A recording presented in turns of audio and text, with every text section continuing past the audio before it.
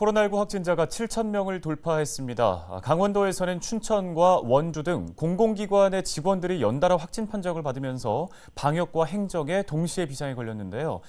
병상 확보 대책이 부족하다는 목소리가 나오는 가운데 정부는 추가 생활비를 지원하고 가족격리자의 관리 기관도 줄이기로 했습니다. 황다인 기자입니다.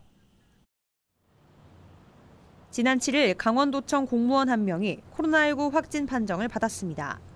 도청 내 별관 3층이 임시 폐쇄 조치된 지 얼마 지나지 않아 또 한 명이 추가로 감염됐습니다. 강원도청 이청사에서도 확진자가 나오면서 소독과 함께 임시 폐쇄 조치됐습니다. 강원도는 전 직원을 대상으로 코로나 검사를 시행한다는 계획입니다. 홍천군 보건소와 원주 혁신도시 공공기관에서도 잇따라 확진자가 나오면서 비상이 걸렸습니다.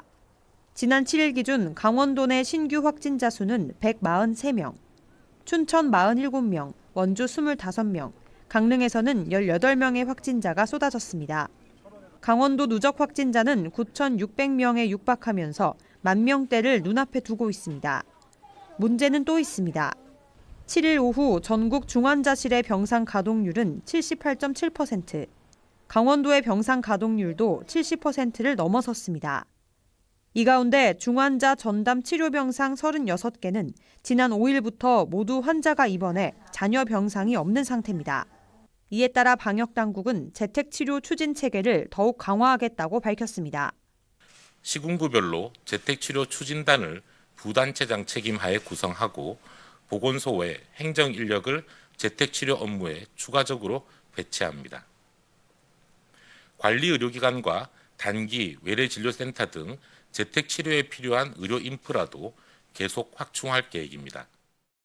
또 확진자로 인한 가족격리의 경제적인 부담을 고려해 추가적인 생활비를 지급하기로 했습니다. 코로나19 백신 접종 완료자와 18세 이하 청소년이 재택치료를 할 경우 4인 가구에 추가 생활지원금 136만 원이 지원됩니다. 아울러 공동격리자의 관리 기간을 기존 10일에서 7일로 줄여 확진자 가족의 격리 부담도 낮춥니다. 정부는 방역 혜택과 3차 접종이 본격화되고 있는 시점인 만큼 당분간 확산세를 지켜본다는 입장입니다. 다만 앞으로 1, 2주 내 위중증 환자 억제를 위해 추가 접종과 사적 모임 제한 등 방역 수칙 준수를 당부했습니다. 헬로티비 뉴스 황다인입니다.